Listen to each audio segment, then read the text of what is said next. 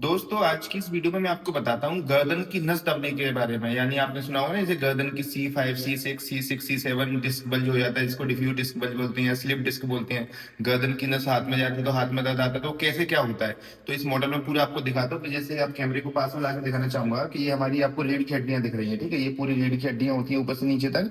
तो इस रीढ़ की हड्डी के अंदर क्या होता है, एक स्पाइनल कॉर्ड होती है। ये स्पाइनल कॉर्ड है, येलो कलर की आपको दिख रही है ना, पूरा ऊपर से नीचे तक।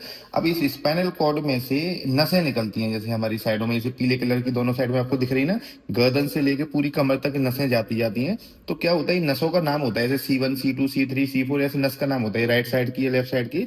तो कभी कभी क्या होता है, जैसे ये डिस्क, एक रीढ़ की हड्डी बाहर निकालता हूँ तो देखो आपको यहाँ दिख रहा होगा, ये आपको रीढ़ की हड्डी दिख रही है, इसके ऊपर ये डिस्क होती है। इस डिस्क के अंदर न्यूक्लियस पल्पोसा से एक जेल जैसा भरा रहता है, और इसके पीछे स्पाइनल कॉर्ड, और ये दोनों साइड में यहाँ से निकल के दो नसें जाती हैं। तो जो गर्दन की नस होती है ना, जैसे गर्दन की नस C5 C6 7, ये हाथों में जाती है। तो कभी कभी क्या होता है, जैसे रीढ़ की हड्डी एक दूसरे के ऊपर जब रहती है ना, तो इस पर दबाव पड़ जाता है ना, तो ये जेल निकल के पीछे चला जाता है। जैसे या तो इधर चला जा सकता है राइट साइड में, लेफ्ट साइड इधर, ये राइट साइड में बीच में गया तो सेंट्रल गया, ठीक है। तो किधर भी निकल सकता है, तो ये नसों को दबा देता है वो। तो इसी को बोलते हैं डिस्क बल्ज या नर्व कंप्रेशन, ठीक है।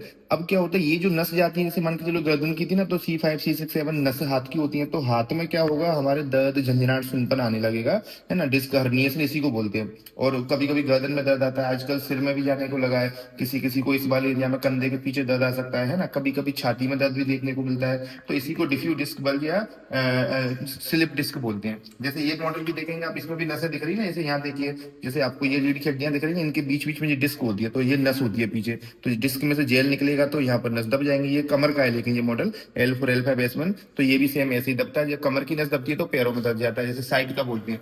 तो इसी को डिस्क बल्ज या डिस्क एडहेशन या प्रोट्रूड डिस्क बल्ज बोल सकते हैं, IVPD बोलते हैं, इंटरवर्टेड डिस्क प्रोट्रूजन, है ना। तो ये क्या है, नस दबना बोलते हैं इसको। तो आई होप आपको समझ में आया होगा।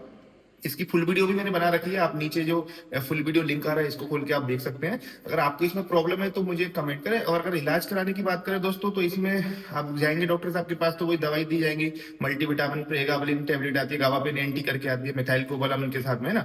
और एक आध एसिडिटी एंटासिड देते हैं। तो ये क्या है कि मेरे को मरीज बोलते हैं कि डॉक्टर साहब जब तक दवाई खाते हैं तब तक आराम मिलता है। तो मैंने क्या इसमें नेचुरल ट्रीटमेंट बनाया है, यानी नेचुरल ट्रीटमेंट निकाला है, जिसको आप अपने घर पे रह के कर सकते हैं। तो अगर आप मेरे से इलाज कराना चाहते हैं तो जो ऊपर व्हाट्सअप नंबर आ रहा है ना, इस पे आप मेरे को व्हाट्सअप मैसेज करें। और प्लीज कॉल ना करें, व्हाट्सअप मैसेज करें, क्योंकि कॉल बहुत सारे आते नहीं उठा पाते हम। मैसेज का रिप्लाई दिया जाएगा और मैं हो सकता है आपसे बात करूंगा, तो आपका वो इलाज समझाऊंगा। तो इसमें आपको बहुत सारा नेचुरल इलाज बताया जाएगा, बहुत सारी चीजें रहेंगी इसमें जो आप अपने घर भी कर सकते हैं। तो मैं डॉक्टर वकील का मिलता हूँ इसी किसी नेक्स्ट वीडियो में। Thank you.